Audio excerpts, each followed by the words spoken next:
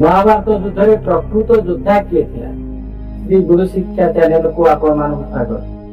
कुरुक्षेत्र में संघटित महाभारत युद्ध श्रीकृष्ण अंगुली निर्देश में परिचालित होती धर्मर संस्थापन पाई महाभारत युद्ध श्रीकृष्ण अर्जुन नरनारायण रूप में परिचालन करते।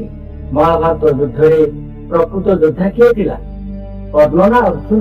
कर्णर प्रकृत परिचय श्रीकृष्ण जानिथिले मध्य काहेकि गुप्त रखिथिले। दुर्योधनर परम मित्र कर्ण थिला। पितामह भीष्मक सम्मति क्रमे दुर्योधन कर्ण को अंग राज्यर राज्यपद दान करथिले। कालर करालवती कुरुक्षेत्र में महाभारतर महासमर को आमंत्रण कला। कौरव मानक पक्षरे सप्तरथी योद्धा माने थिया बेले पांडव मानक पक्षरे स्वयं नारायण श्रीकृष्ण अवतीर्ण होते। श्रीकृष्ण जानिथिले कर्ण थिला महाभारत महासमर श्रेष्ठ योद्धा। द्रोण अर्जुन को श्रेष्ठ शिष्यर आसन प्रदान करथिले मध्य अर्जुन कर्णर समकक्ष होई पारिबो नाही।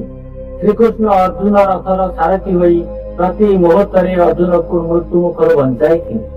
कवच कुंडल परिधान करी जन्म होइतिबा महारथी कर्ण पाखरु स्वर्गाधिपति इंद्र कपट आचरण करी ब्राह्मण देश में कवच कुंडल को दान मागि देथिले। एहार कारण थिला इंद्र को अर्जुन को रक्षा करिबा।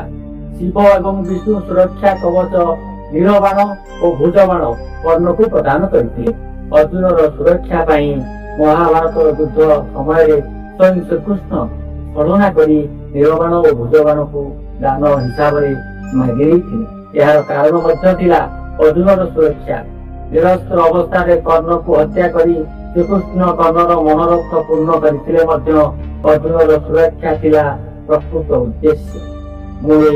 भिडियो टी रखुची आपण मानकु विनम्र अनुरोध आपण माने याकु देखि सारा परे सब्सक्राइब लाइक शेयर करबा को आपण को अनुरोध रहुची। जय जगन्नाथ।